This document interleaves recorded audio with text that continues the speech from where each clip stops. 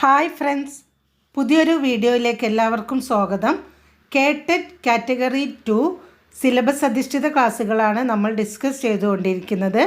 ഇന്ന് നമുക്ക് KTET category 2 സയൻസിലെ സിലബസിലെ രണ്ടാമത്തെ ടോപ്പിക്കായ cell structure, cell organelles, tissue, types of tissue, organ system, levels of organisation, ഇത്രയും ഭാഗങ്ങളാണ് സെൽ എന്ന ടോപ്പിക്കിൽ വരുന്നത്. ഇന്ന് നമുക്ക് സെൽ അല്ലെങ്കിൽ കോശത്തെ കുറിച്ചിട്ട് നോക്കാം. എന്താണ് കോശം എന്ന് പറഞ്ഞാൽ? ജീവികളുടെ ഘടനാപരവും ജീവധർമ്മപരവുമായ അടിസ്ഥാന ഘടകമാണ് കോശം. Fundamental unit of life. അപ്പോൾ ജീവികളുടെ ഘടനാപരവും ജീവധർമ്മപരവുമായ അടിസ്ഥാന ഘടകമാണ് കോശം. ആദ്യമായി കോശം കണ്ടെത്തിയ ശാസ്ത്രജ്ഞൻ റോബർട്ട് ഹുക്ക്. ജീവികളുടെ അടിസ്ഥാന ജീവശാസ്ത്ര ഘടകമാണ് കോശം. ജീവൻ്റെ ഏറ്റവും ചെറിയ ഘടകം കൂടിയാണ് കോശം. 1663 റോബർട്ട് ഹുക്കാണ് കോശം കണ്ടുപിടിച്ചത്. അദ്ദേഹം സ്വന്തമായി നിർമ്മിച്ച സൂക്ഷ്മദർശിനിയിലൂടെ ഒരു കോർക്ക് ഒരു പ്രത്യേക മരം, അതിൻ്റെ ചെറിയ ചീള് നിരീക്ഷിച്ചപ്പോഴാണ് കോശം കണ്ടെത്തിയത്. കോശം എന്ന അർത്ഥത്തിൽ സെൽ എന്ന പദത്തിന് രൂപം കൊടുത്തതും റോബർട്ട് ഹുക്ക് തന്നെയാണ്. സെൽ എന്ന് പറഞ്ഞാൽ ചെറിയ മുറി എന്ന അർത്ഥം വരുന്ന ലാറ്റിൻ പദമായ സെല്ലയിൽ നിന്നാണ് സെൽ രൂപപ്പെട്ടത്. കോശം എന്ന് പറഞ്ഞാൽ ജീവികളുടെ ഘടനാപരവും ജീവധർമ്മപരവുമായ അടിസ്ഥാന ഘടകമാണ്.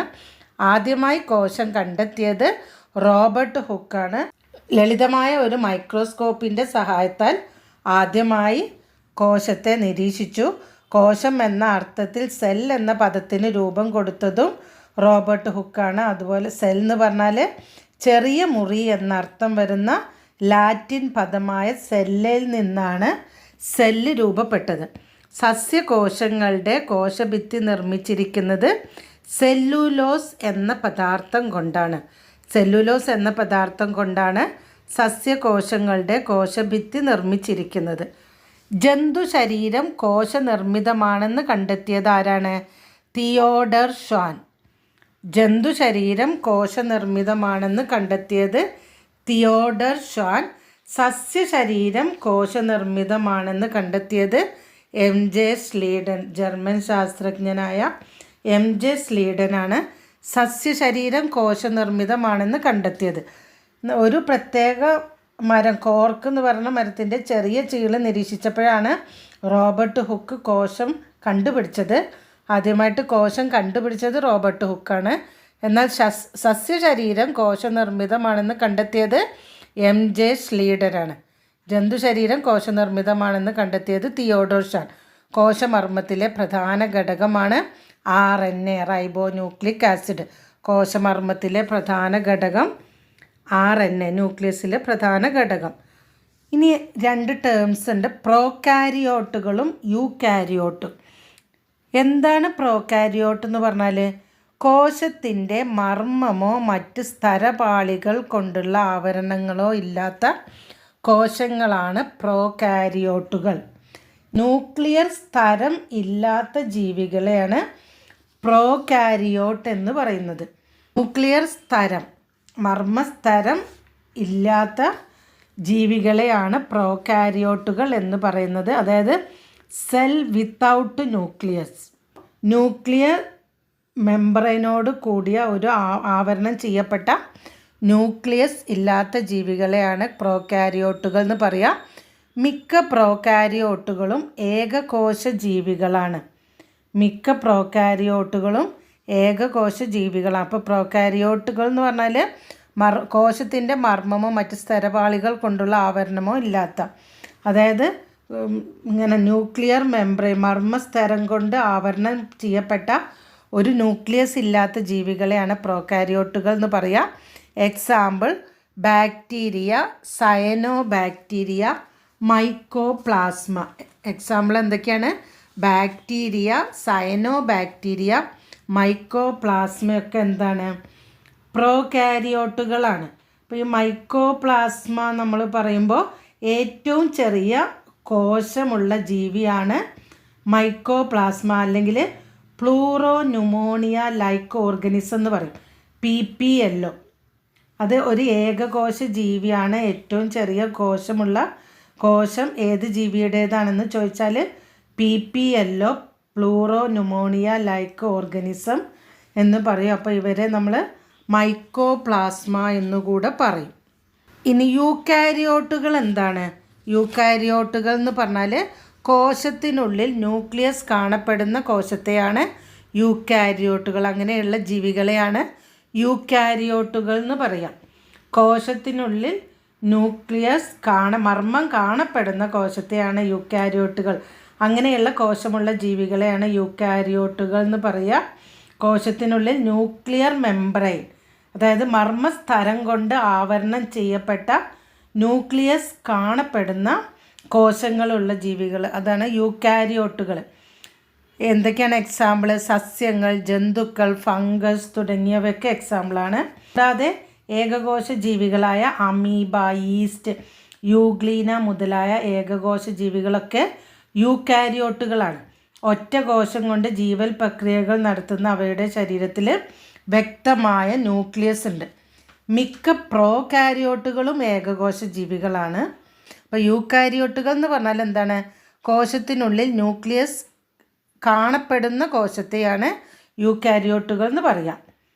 അതായത് ന്യൂക്ലിയർ മെംബ്രെയിനോ ആവരണം ചെയ്യപ്പെട്ട ന്യൂക്ലിയസ് കാണപ്പെടുന്ന കോശങ്ങളുള്ള ജീവികളാണ് യൂക്കാരിയോട്ടുകൾ. ഇനി ഏകകോശ ജീവികൾ, നമ്മൾ എല്ലാ ജീവികളെയും നമ്മൾ ഏകകോശ ജീവികൾ, ബഹുകോശ ജീവികളെ ഇങ്ങനെ തരം തിരിച്ചിട്ടുണ്ട്. ഏകകോശ ജീവികളും ബഹുകോശ ജീവികളെ ഏകകോശം, ബഹുകോശം എന്നിങ്ങനെ രണ്ടായിട്ട് തരം തിരിച്ചിട്ടുണ്ട്. ബാക്ടീരിയകളൊക്കെ അധികവും ഏകകോശ ജീവികളാണ്. ഏകകോശ ജീവികൾ ഏതൊക്കെയാണ്? ശരീരത്തിൽ ഒരു കോശം മാത്രമുള്ള ജീവികളാണ് ഏകകോശ ജീവികൾ. ശരീരത്തിൽ ഒരു കോശം മാത്രമുള്ള ജീവികളാണ് ഏകകോശ ജീവികൾ. ചലനം, ആഹാര സമ്പാദനം തുടങ്ങിയ എല്ലാ ശാരീരിക പ്രവർത്തനങ്ങളും നടത്തുന്നത് ഈ ഒറ്റ കോശമാണ്. അപ്പോൾ അമീബയും എക്സാമ്പിൾ എന്തൊക്കെയാണ്? അമീബ, പാരമീസിയം, യൂഗ്ലീന, ബാക്ടീരിയ തുടങ്ങിയവ. അപ്പോൾ അമീബയിൽ ചലനം സാധ്യമാകുന്നത് കപടപാദങ്ങൾ ഉപയോഗിച്ചിട്ടാണ് അമീബ ചലിക്കുന്നത്. പാരമീസിയം സീലിയ ഉപയോഗിച്ചിട്ടാണ്. യൂഗ്ലീന അതുപോലെ ഫ്ലെജല്ലം, ഇപ്പോൾ ചലിക്കാൻ സഹായിക്കുന്ന ചലനത്തിന് സഹായിക്കുന്ന അമീബയുടെ ഭാഗം കപടപാദങ്ങൾ. Paramecium cilia, euglena, flagellum. ഇനി യൂഗ്ലീനയെ പറ്റി പറയുമ്പോൾ ഒരു പോയിൻ്റ് കൂടെ പറയാനുള്ളത്, ജന്തുലോകത്തെയും സസ്യലോകത്തെയും കണ്ണിയായി വർത്തിക്കുന്ന ഏകകോശ ജീവിയാണ് യൂഗ്ലീന.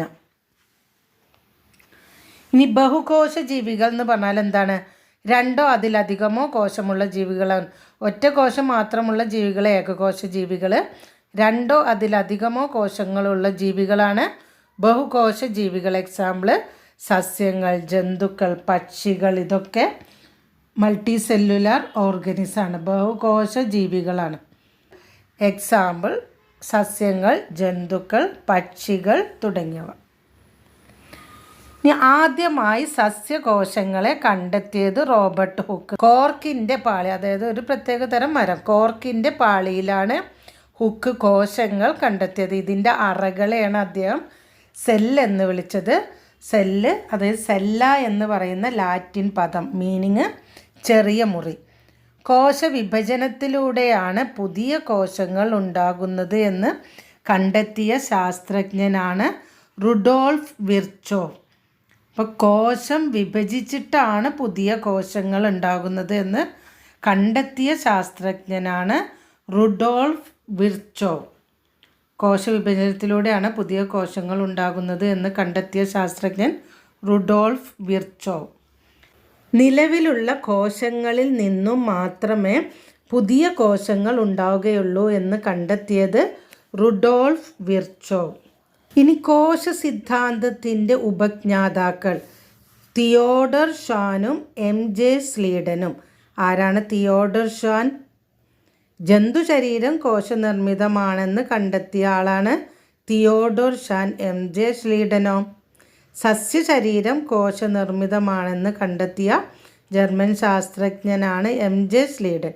കോശ സിദ്ധാന്തത്തിൻ്റെ ഉപജ്ഞാതാക്കൾ ഇവർ രണ്ടുപേരുമാണ്, തിയോഡർ ഷാനും MJ സ്ലീഡനും. എന്താണ് കോശ സിദ്ധാന്തം എന്ന് പറഞ്ഞാൽ എല്ലാ ജീവശരീരവും കോശനിർമ്മിതമാണ്. ജീവികളുടെ ഘടനാപരവും ജീവധർമ്മപരവുമായ അടിസ്ഥാന ഘടകങ്ങളാണ് കോശങ്ങൾ. എല്ലാ ജീവശരീരവും നിർമ്മിച്ചിരിക്കുന്നത് കോശങ്ങൾ കൊണ്ടാണ്.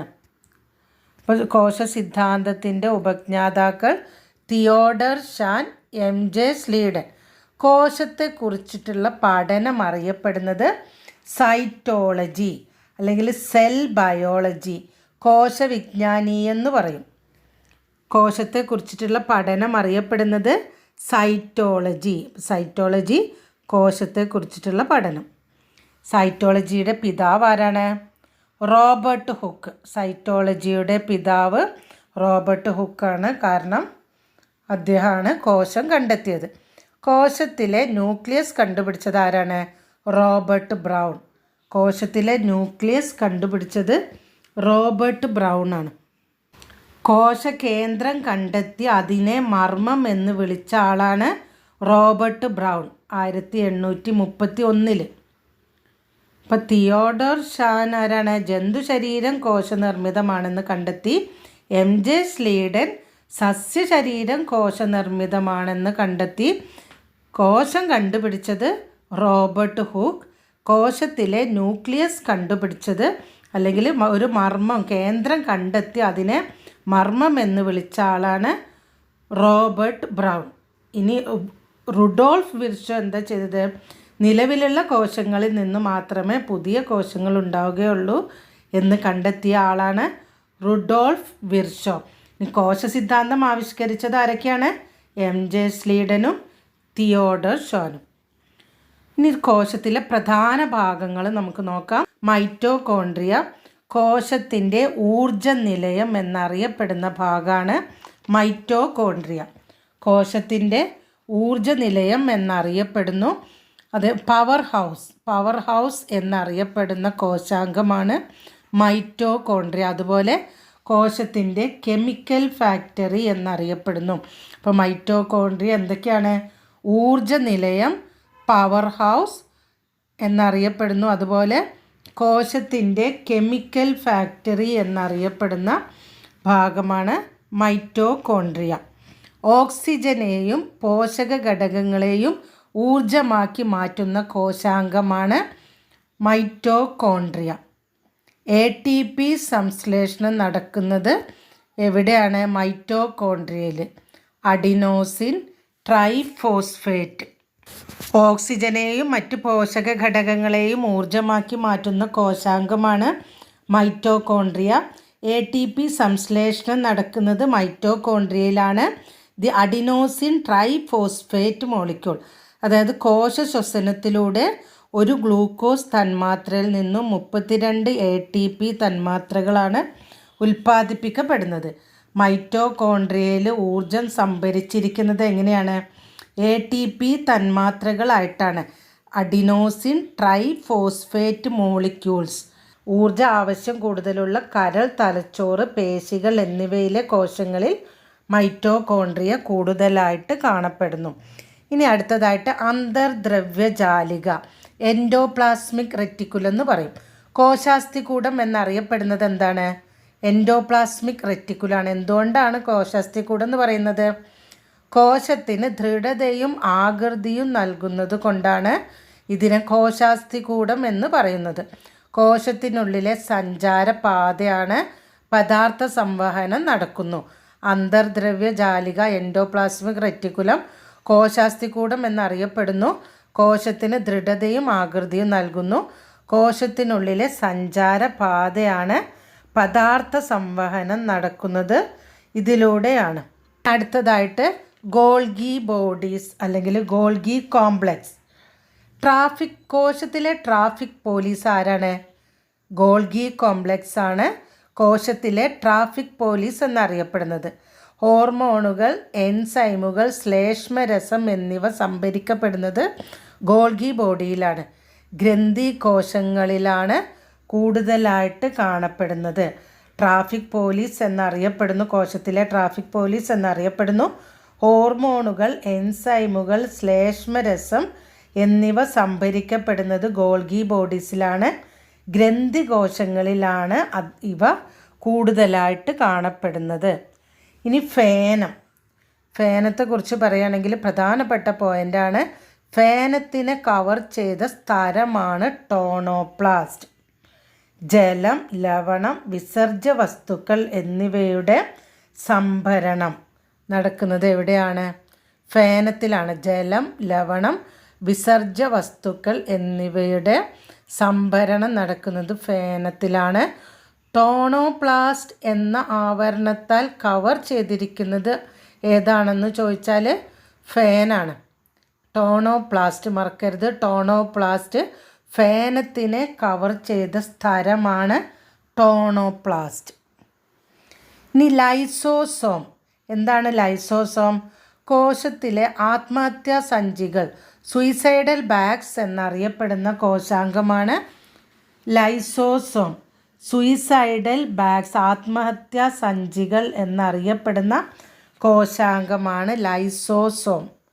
സ്വന്തം കോശത്തിനുള്ളിലെ കോശാംഗങ്ങളെ ദഹിപ്പിക്കാൻ കഴിവുള്ള കോശഘടകമാണ് ലൈസോസോം.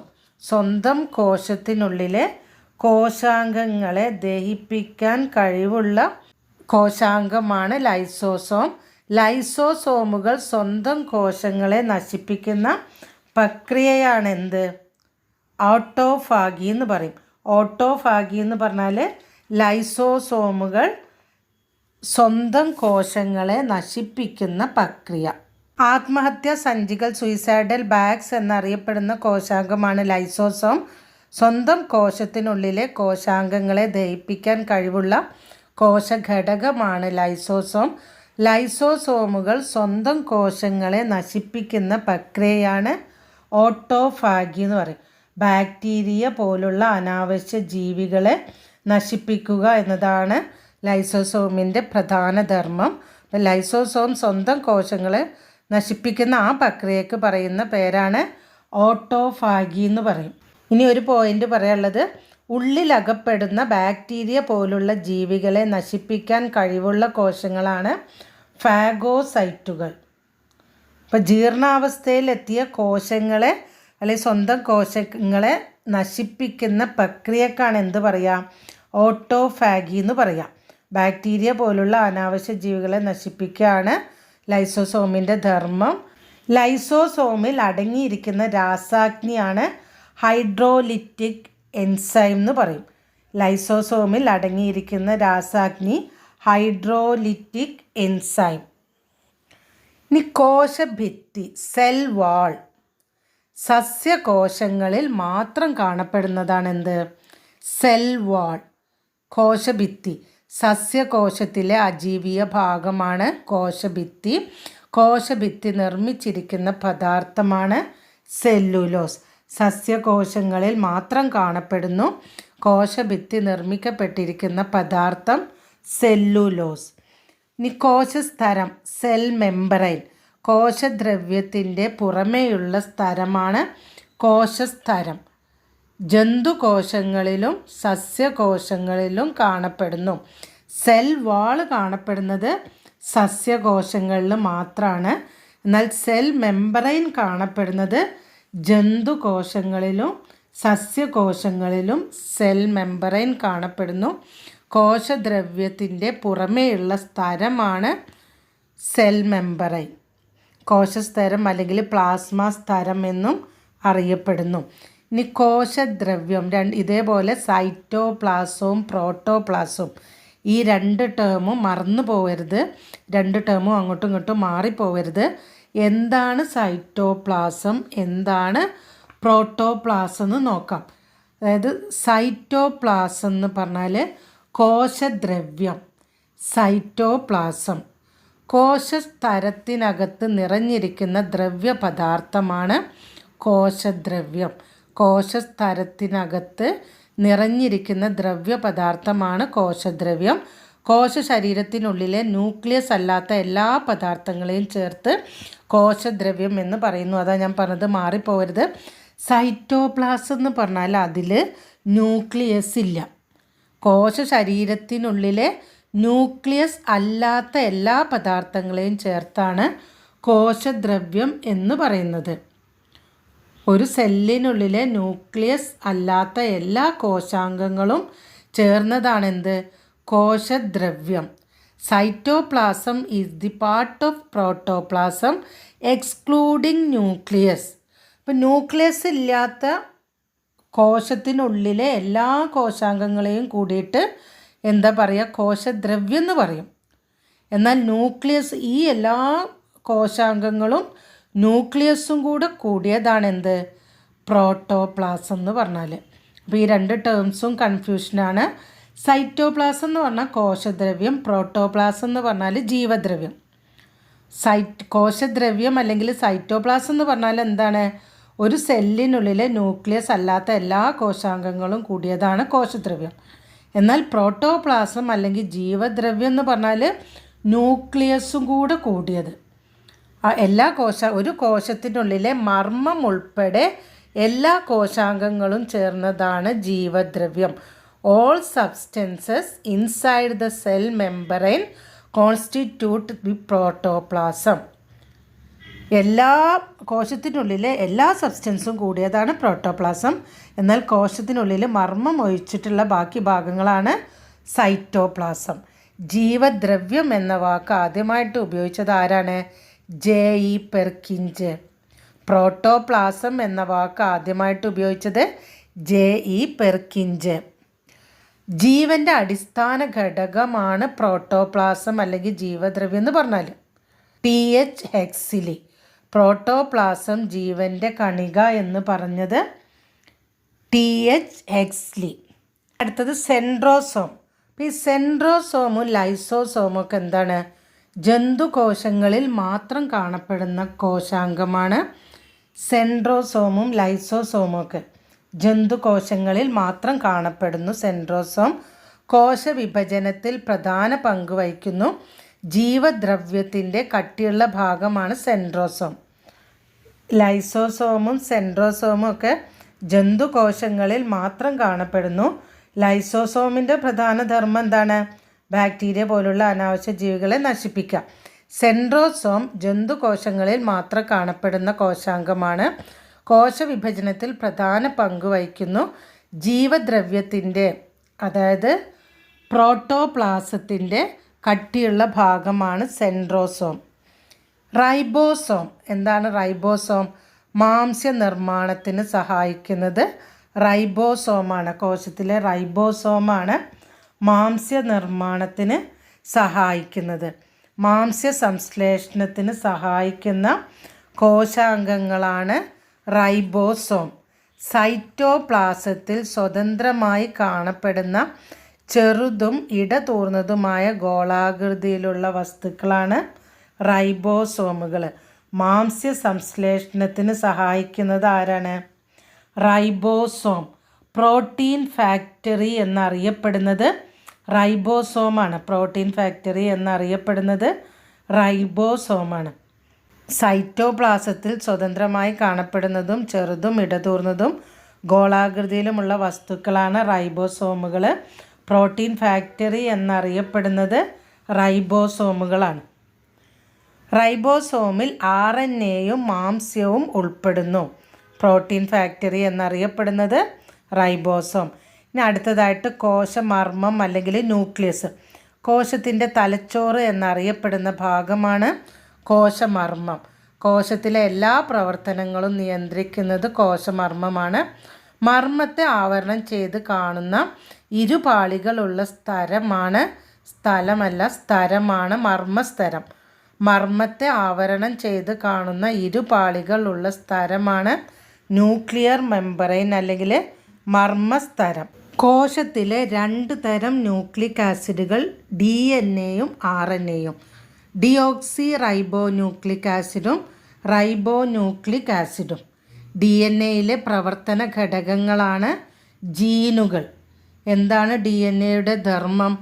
പാരമ്പര്യ സ്വഭാവ പ്രേഷണം. DNA ധർമ്മം പാരമ്പര്യ സ്വഭാവ പ്രേഷണമാണ്. ക്രോമോസോമിൻ്റെ അടിസ്ഥാന ഘടകമാണ് DNA. കോശത്തിലെ 2 തരം ന്യൂക്ലിയിക് ആസിഡുകളാണ് DNA-യും RNA-യും.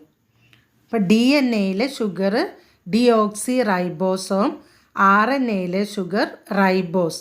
RNA-യുടെ ധർമ്മം മാംസ്യ സംശ്ലേഷണം, DNA-യുടെ ധർമ്മം പാരമ്പര്യ സ്വഭാവ പ്രേഷണം. ഇനി ജൈവ കണങ്ങൾ, പ്ലാസ്റ്റിഡ്സ് എന്ന് പറയും. ജൈവ കണങ്ങൾ എവിടെയാണ് കാണപ്പെടുന്നത്? സസ്യകോശങ്ങളിൽ മാത്രം കാണപ്പെടുന്ന കോശാംഗങ്ങളാണ് ജൈവ കണങ്ങൾ അല്ലെങ്കിൽ പ്ലാസ്റ്റിഡ്സ്. ഫോട്ടോസിന്തസിസിനൊക്കെ സഹായിക്കുന്ന സസ്യകോശങ്ങളിൽ മാത്രം കാണപ്പെടുന്ന ഹരിതവർണ്ണമുള്ള ജൈവ കണമാണ് ക്ലോറോപ്ലാസ്റ്റ്. പ്ലാസ്റ്റിഡ്സ് കാണപ്പെടുന്നത് സസ്യകോശങ്ങളിൽ മാത്രം. പൂക്കൾക്കും ഫലങ്ങൾക്കും നിറം നൽകുന്നത് വർണ്ണകണാണ്. അപ്പം ഇനി വർണ്ണകണത്തിലെ ചില വർണ്ണകങ്ങളുടെ കളർ നോക്കാം. സാന്തോഫിൽ മഞ്ഞ നിറം നൽകുന്നു. കരോട്ടിൻ മഞ്ഞ കലർന്ന ഓറഞ്ച് നിറം. ആന്തോസയാനിൻ ചുവപ്പ് പർപ്പിൾ നിറങ്ങൾ. ഇനി കോശവിഭജനം, 2 തരം കോശവിഭജനമാണ് നോക്കുന്നത്. Cell division കോശവിഭജനം, ക്രമഭംഗം, ഊനഭംഗം. ക്രമഭംഗം, ഊനഭംഗം എന്ന് പറയും.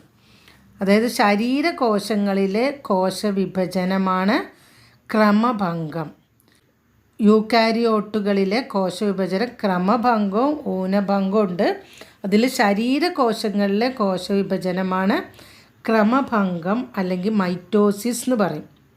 ക്രമഭംഗത്തിലൂടെ ഉണ്ടാകുന്ന പുത്രികാ കോശങ്ങൾ 2. ശരീരകോശങ്ങളിലെ കോശവിഭജനം അറിയപ്പെടുന്നത് ക്രമഭംഗം. ക്രമഭംഗത്തിലൂടെ ഉണ്ടാകുന്ന പുത്രികാ കോശങ്ങൾ 2.